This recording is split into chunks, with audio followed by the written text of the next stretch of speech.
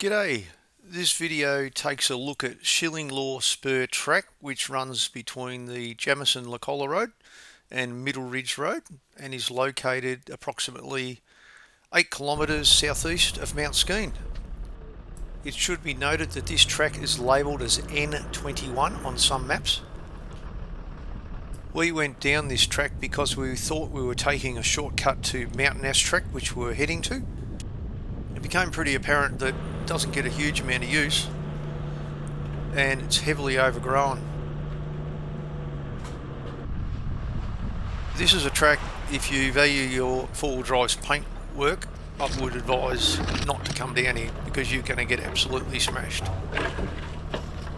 We were driving my wife's four-wheel drive on this day and I can tell you my passenger was not enjoying this part of the track.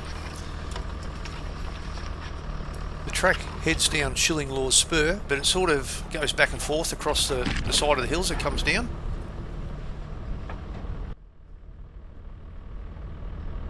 A lot of small obstacles like this, a lot of timber across the track. I must put a big shout out to the guys who've gone through earlier. Must have done a hell of a lot of work cleaning up all that timber.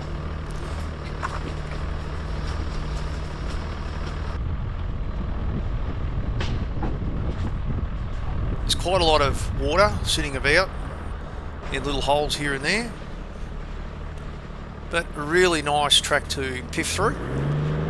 I would have given this track easily a medium rating just because of all the small obstacles along the way and being a little bit remote. However, towards the end of the track, as you'll see, there's a couple of decent ruts which puts it right up in my books in a difficult category. I wouldn't be sending everyone down this track.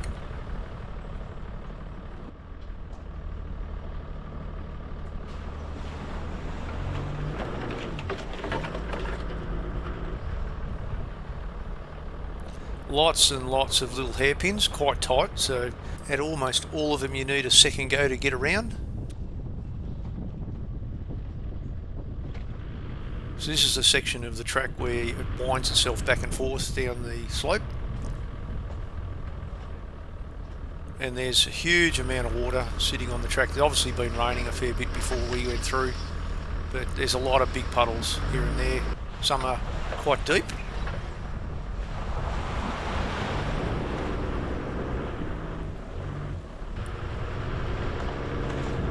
But quite a unique track in the sense that it just takes you through these big fern forests.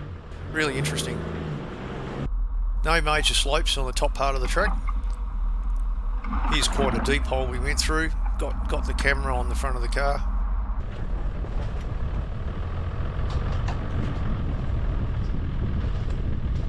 So we went through stacks and stacks of water as we came down. We only showed a few. And then the track hits the spur and starts heading downslope. Pretty good track from this point on. Hasn't seen a huge amount of traffic.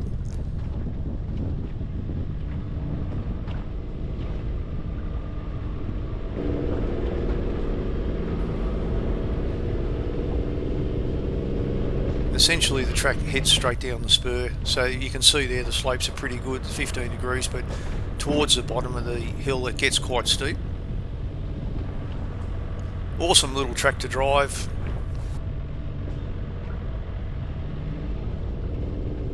Here we go, we're starting to get into some fairly decent slopes here. The front camera we don't put telemetry on because it's a little bit unreliable. There's a heap of hairpins, some of them have got quite decent ruts, a bit hard to see in that camera shot, but you need to be super careful going through some of them. The track gradually gets steeper as you head towards the bottom of the hill, with some of the track grades exceeding 20 degrees, which is getting up there a little. Like a lot of tracks, you get near the bottom and what do you know? You hit an obstacle. In this case the track is heavily rutted and the track surface is quite clay and incredibly soft after rain. The track's heavily eroded and quite steep at 23 degrees. Anyway, we almost thought we were done and then we come across this absolute beauty, which is a dirty big rut on quite a severe angle. and there really was only one way to come down this, and that was to straddle it. But it's a massive rut. If you get your wheel in this at 23-degree slope, you're going to tip your car. So you just need to be super careful. So I sent my co-driver down the hill.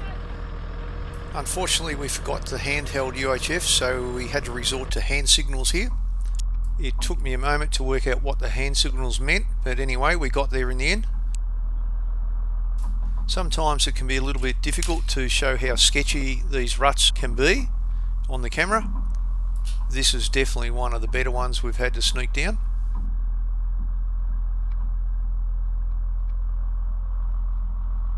I should note that the track below the rutting was a hell of a lot more used by four-wheel drives than the track above, so I'm just guessing that quite a few cars are not getting up through this rut.